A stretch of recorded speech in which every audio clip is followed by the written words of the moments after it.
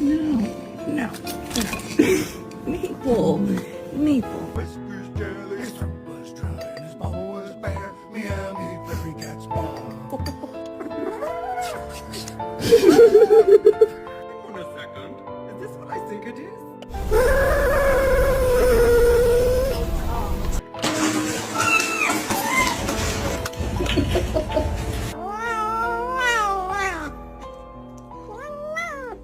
Nope, nope.